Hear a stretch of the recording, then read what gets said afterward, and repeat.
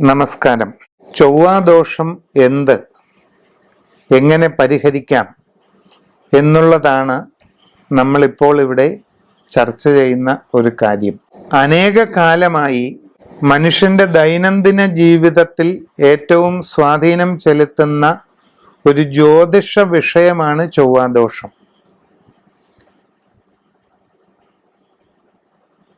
ജ്യോതിഷ വിശ്വാസികളായ ആൾക്കാരുടെ വിവാഹവേളയിൽ ഏറ്റവും അധികം ചർച്ച ചെയ്യപ്പെടുന്ന കാര്യവുമാണ് ചൊവ്വാദോഷം.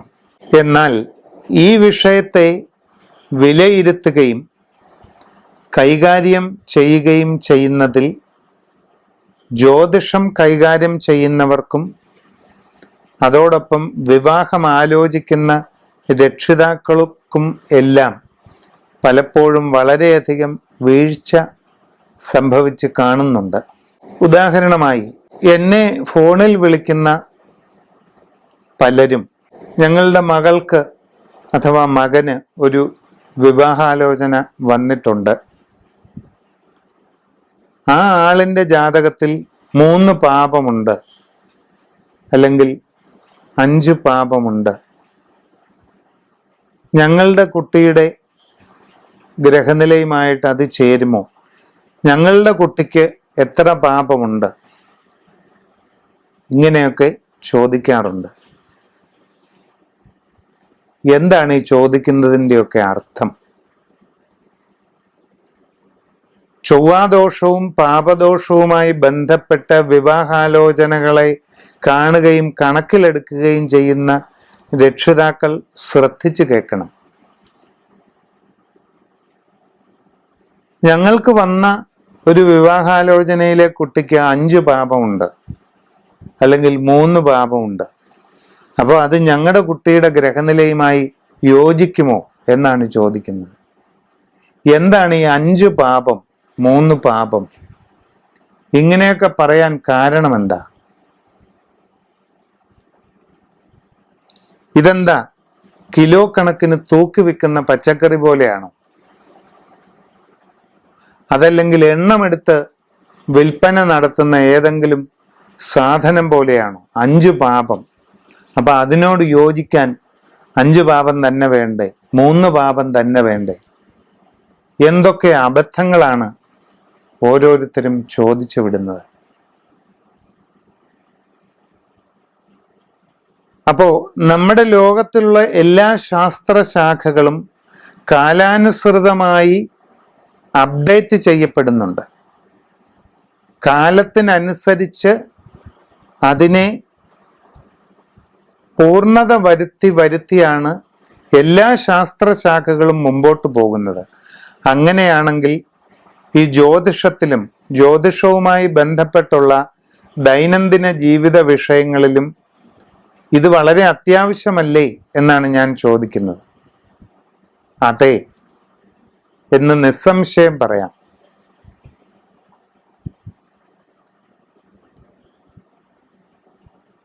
ഒരു ജാതകത്തിൽ പുരുഷനെ സംബന്ധിച്ച് 7ാം ഭാവം എന്ന് പറയുന്നത്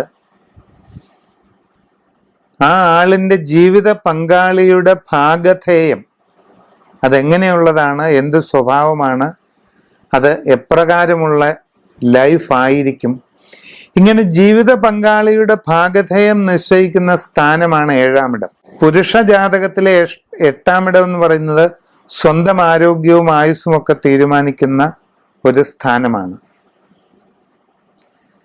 സ്ത്രീ ജാതകത്തിലെ 7ാം ഭാവത്തെ കൊണ്ട് ആ സ്ത്രീയുടെ വിവാഹ ജീവിതത്തിന്റെ സാമാന്യ സ്വഭാവം, പങ്കാളി ഏത് തരക്കാരനായിരിക്കും, എന്ത് തൊഴിൽ ചെയ്യുന്നയാളായിരിക്കും, എന്ത് സ്വഭാവക്കാരനായിരിക്കും, ഇങ്ങനെ തങ്ങളുടെ പങ്കാളിയായി വരുന്ന ആളിനെ സംബന്ധിക്കുന്ന വിഷയങ്ങൾ മുഴുവൻ ചർച്ച ചെയ്യപ്പെടുന്നതും കണക്കിലെടുക്കുന്നതും 7ാം ഭാവം കൊണ്ടാണ്.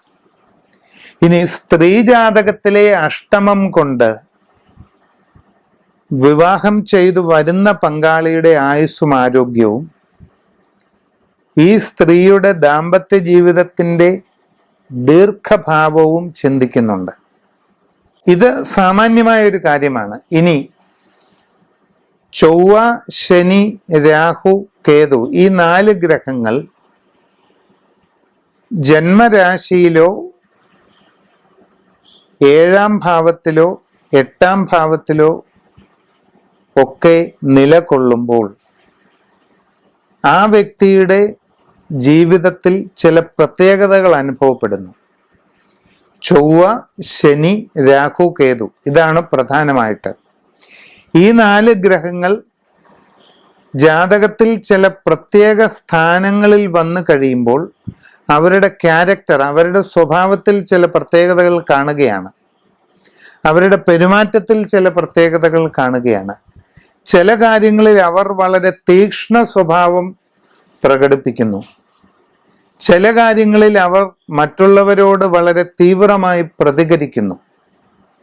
അവർ തങ്ങളുടെ ഏറ്റവും ഇൻറ്റിമേറ്റ് ആകാൻ പോകുന്ന വ്യക്തിയുമായി, ജീവിതത്തിൽ ഏറ്റവും കൂടുതൽ ഇൻറ്റിമസി ഉണ്ടാകുന്നത് ദാമ്പത്യ ബന്ധത്തിലാണെങ്കിൽ ആ ബന്ധത്തിൽ തനിക്ക് വരുന്ന പങ്കാളിയോട് ഒരു പ്രത്യേക തരത്തിൽ പെരുമാറാനുള്ള ഒരു ടെൻഡൻസി, ഒരു പ്രവണത കാണിക്കാൻ സാധ്യതയുണ്ട്. അപ്പം ചൊവ്വായും ശനിയും രാഹുവും കേതുവും ഒരു വ്യക്തിയുടെ ഗ്രഹനിലയിൽ ചില പ്രത്യേക സ്ഥാനത്ത് വരുമ്പോൾ അവരുടെ കുടുംബജീവിതത്തിൽ സൃഷ്ടിക്കപ്പെടുന്ന ചില തീക്ഷ്ണത കൂടിയ പ്രത്യേകതരം അവസ്ഥകൾക്ക് പരിഹാരമെന്തെന്നാൽ അതിനോട് യോജിച്ചു പോകുവാൻ പര്യാപ്തമായ തരത്തിലുള്ള ഗ്രഹനിലയുള്ളവരെ വിവാഹം കഴിക്കുക എന്നുള്ളതാണ്. ഒന്നിന് മറ്റൊന്ന് പരസ്പര പൂരകമായിരിക്കണമെന്ന് ചുരുക്കം. പ്രത്യേക സ്വഭാവ വ്യത്യാസങ്ങളോടുകൂടിയ ഒരു വ്യക്തിയെ അതിനോട് പൊരുത്തപ്പെട്ടും നല്ല രീതിയിൽ അഡ്ജസ്റ്റ് ചെയ്തും പോകാൻ കഴിവുള്ള പേഴ്സണാലിറ്റിയോട് കൂടിയ മറ്റൊരാൾ വിവാഹം കഴിക്കുമ്പോൾ അത് വളരെ തന്മയത്വത്തോടെ ഭംഗിയായി ആ ദാമ്പത്യം മുമ്പോട്ട് പോകും.